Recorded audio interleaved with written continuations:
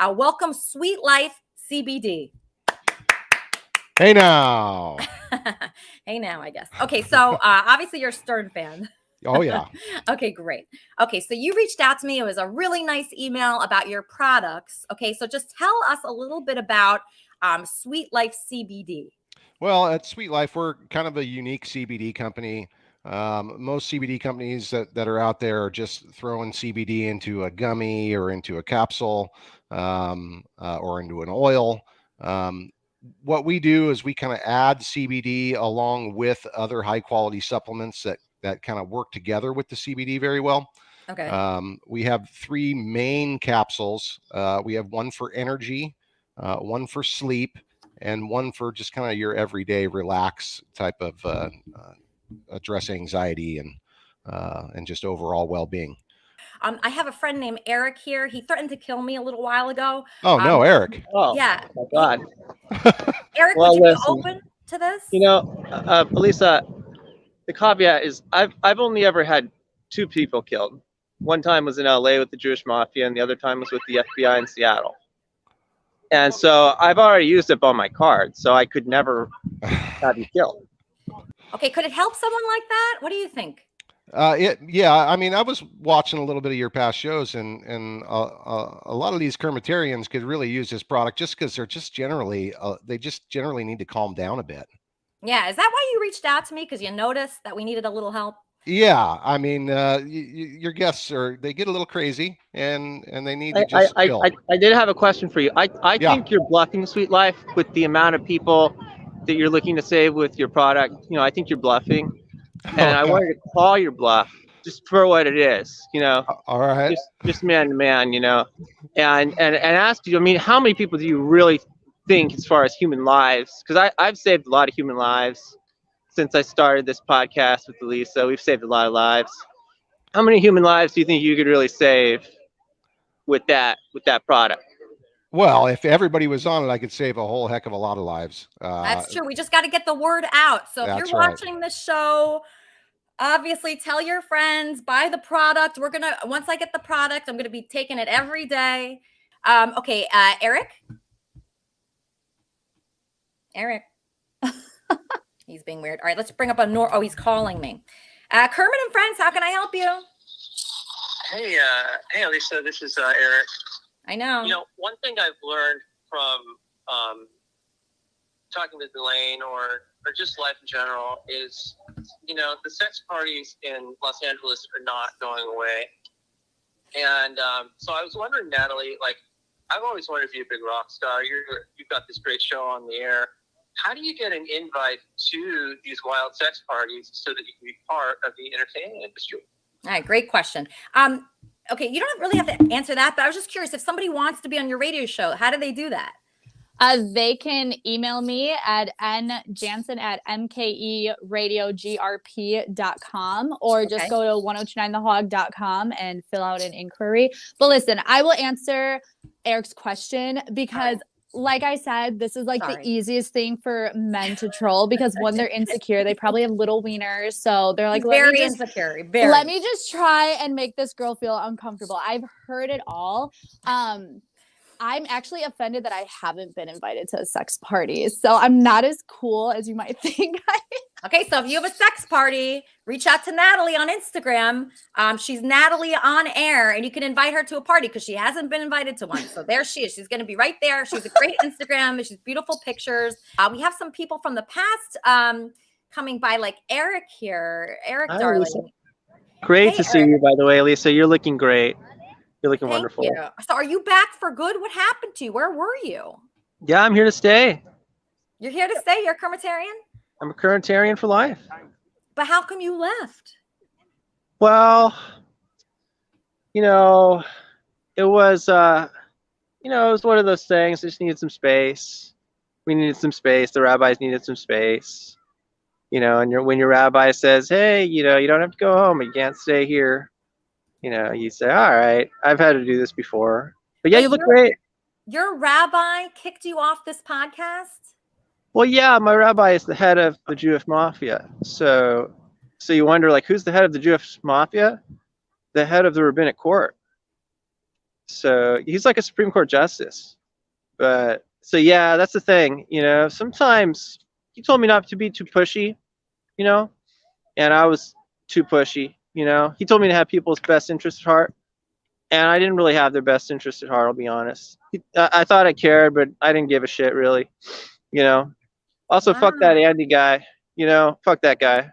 You know, Andy Dick? yeah, people that preach piece of shitism, you know, want everybody to be a piece of shit with them.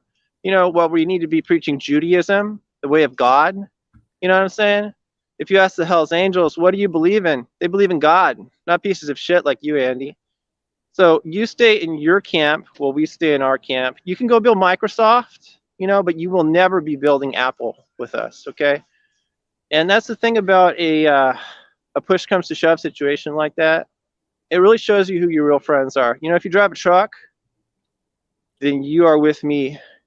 If you work with Andy, work with Andy. But if you get in a truck, you're gonna be with me. And so that's the thing about the open roads. You know, it teaches you to stay in your lane. But I was swerving around, so I'm sorry about that. I did want to ask you, Lisa. Yeah. I love you so much. I think about you all the time. And where do you see this next year going? Like, where do you want to be a year from now? Well, I want to keep doing Kermit and Friends. I love to do Kermit and Friends. I'm fine with my job now. I would like to meet someone special. That would be awesome. But you know, I'm not relying on that. I was just telling this matchmaker, I'm not relying on that. It doesn't have to happen. As long as I have a lot of friends around me and I have good people, I'm fine. Yeah, and I've changed. You know, since I started to work with Elaine, I've changed. You know, the fact that, you know, wild sex parties are great. You know, as long as everybody's comfortable. You know, the moment someone's not comfortable with somebody, they get at someone's throat. They want to act like they're a billionaire. They're not billionaires. Then I have to get on the phone. And what happened is I got busy. You know, when things get crazy, we got to get busy, you know. But that's the thing, Andy's not a billionaire. And today I'm still alive, so I'm still breathing. Here I am. And Eric, here Eric's calling. Eric, don't embarrass me. Elisa, I just wanted to tell you, I'm standing in front of the White House right now. And we live here in DC. And I just want to tell you that I just love you so much. And to me, I always think of you as my wife.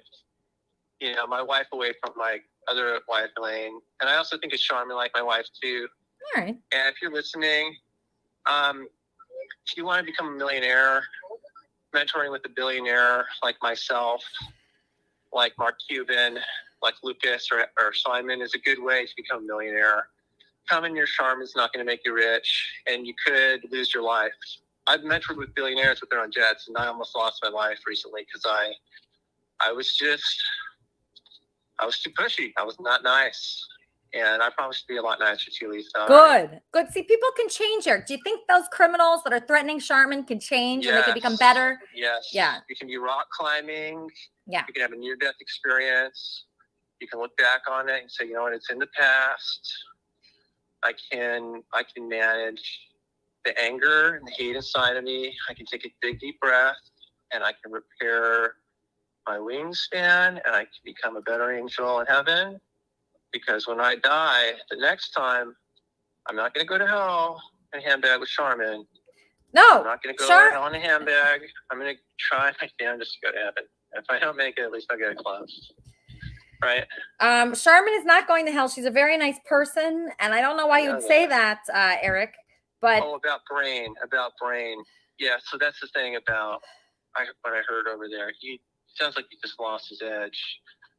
So yeah, I promise not to do that. Again, I love you so much, sweetheart. Thank you so much for having me on. This has been a great date, great lunch date. And T-Bob, don't give up. You're the lifeblood of the organization. We cannot do without you, honestly. Yes, we can.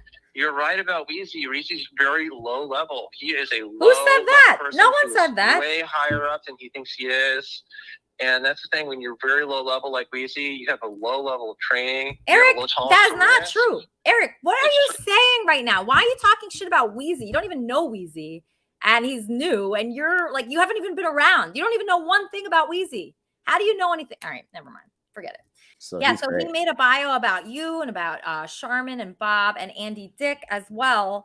So everybody there, and you know, I'm sure there's people here that think they deserve a bio, like Eric Riggs. Eric, do you think you deserve a bio on the Reddit page? Oh, definitely. And I wanted to ask you, you know, is it all right if we phase Wheezy out? Wheezy's part of like Andy's thing. No, he's I not. understand their thing, you know. No, he's separate. They is don't it even okay know if each we other. phase him out in your life? Like, I love that you have a sex life. I love that you have fun. I love that there are wild sex parties in Hollywood. I just know that like Elaine, like she has a sex life too, and her friends are not completely insane. People like Wheezy, they're pre-programmed to self-destruct, and when they don't self-destruct, they don't know how long it's going to be to the next thing. So I just wanted to ask you if you could like imagine phasing him out of your existence in the next like, I don't know, 3 to 6 months. So Wheezy is my co-host and the I can wrap be up your show co-host. host and Yeah, a great I can guy. host the wrap show. So why wouldn't you want me to be friends with a great guy like that? He's awesome. He helps. He's our CBD model. No, he's the least often person you'd ever want in your life. So just people like that, again, they're pre-programmed to self-destruct. And if you really got Wheezy like backed up against the corner and he broke, he wouldn't even know how he got there because he's already kind of broken. It's like a housebroken puppy. All right, Eric, this sounds like Housebroken your puppies are issue. good, but can you phase him out so that we can really do like, you know, something like Oprah one day? Eric, you're free to say anything you want. Obviously. And not only that, but in terms of me feeling comfortable, like with the masonry and becoming a master mason one day, we're all about these wild sex parties, but we're all about being comfortable. And you know, like it's not safe at all for me to come near your place when someone like Wheezy is there. Why? Because he's programmed to self-destruct when he snaps because of this cortisone in his head. He doesn't know how he got there. So the amount of stress he carries, it's part of your anxiety. He's actually the least stressful. He causes me the least stress. Phase him out. Eric, Listen he to causes me. me much It would less be stress awesome. than you. What's that? He causes me a lot less stress than you. Not true. I'm still breathing. Aren't you? Barely. Come on. Hey, Elisa, I wanted to ask you something. When you're having sex with people, do you ever think about me? And on that note, everybody enjoy Wappy. I'll see you next week on Kermit and Friends. Thank you so much for joining. Eric. Eric.